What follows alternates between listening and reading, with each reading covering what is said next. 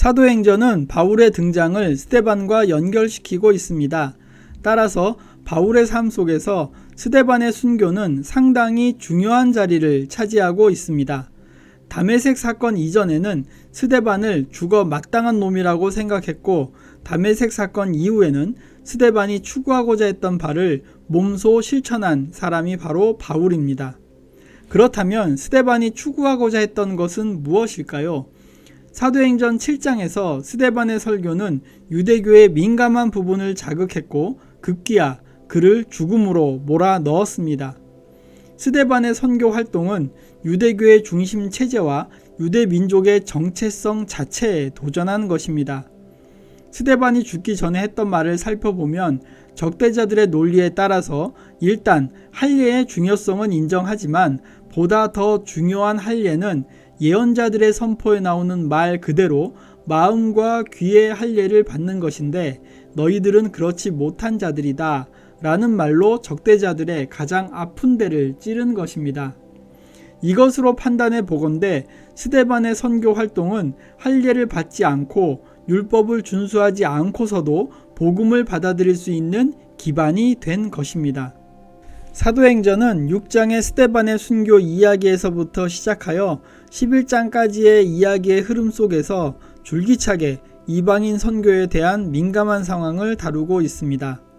스데반의 순교 이후에 예루살렘 교회는 박해를 받고 흩어졌습니다.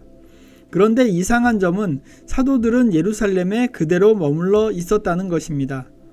바울이 열정적으로 기독교를 박해했던 것은 율법을 준수하지 않고 할례를 받지 않은 이방인을 받아들이는 급진적인 기독교의 모습이 궁극적으로는 유대교의 해가 된다고 생각했기 때문입니다.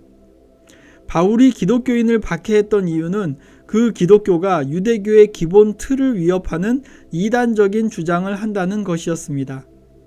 다메섹은 예루살렘 교회의 영향력에서 비교적 자유한 지역입니다.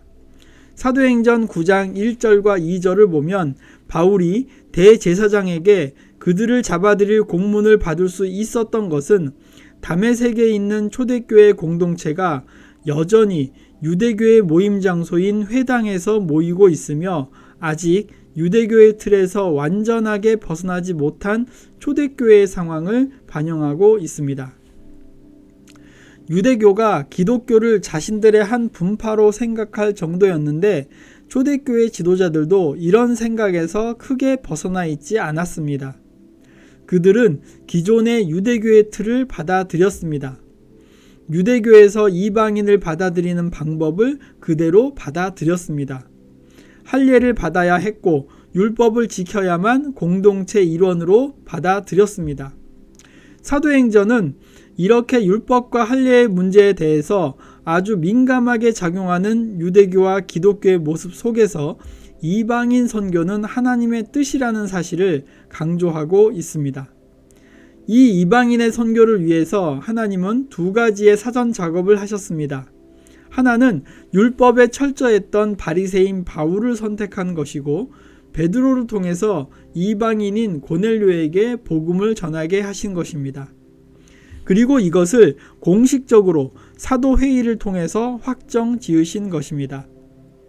이것을 통해서 초대교회가 바야흐로 유대교의 틀을 넘어서 세계 종교로 발돋움하기 위한 사전적인 준비 작업을 끝내신 하나님께서는 15장의 예루살렘 사도회의 이후에 본격적으로 바울을 소아시아로, 그리스로, 로마로 여행시키면서 복음을 증거하게 하셨습니다.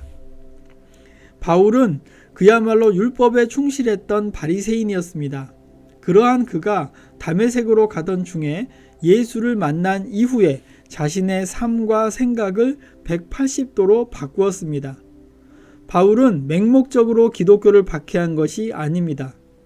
율법에 충실하려는 확고한 신앙 고백과 열정이 그를 박해의 선두에 서도록 이끌었던 것입니다.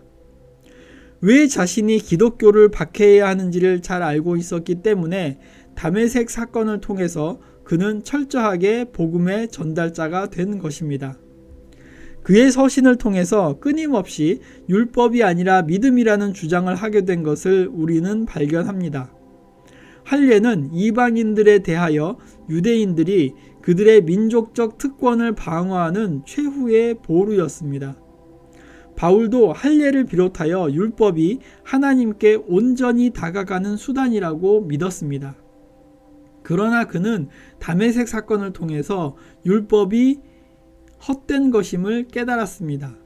그리고 그것을 과감하게 버리고 오직 믿음이라는 슬로건을 붙잡은 것입니다.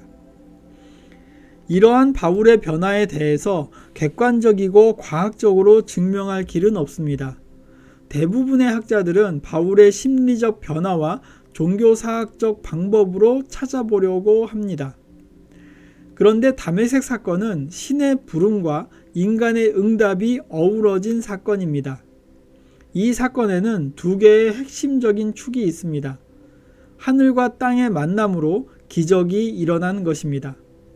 하늘은 빛 가운데 나타나신 그리스도입니다. 땅은 그러한 그리스도를 만나 변화받은 바울입니다. 다메섹 사건은 이렇게 하늘과 땅, 예수 그리스도와 바울이 만나 하나의 기적을 이룬 사건입니다. 이 기적을 통해서 초대교회는 유대교의 울타리를 벗어버리고 지중해로 로마로 진출할 수 있는 날개를 달게 된 것입니다. 그리고 이렇게 세계적인 종교로 발돋움하기 위해서 선택된 그릇이 바로 바울인 것입니다.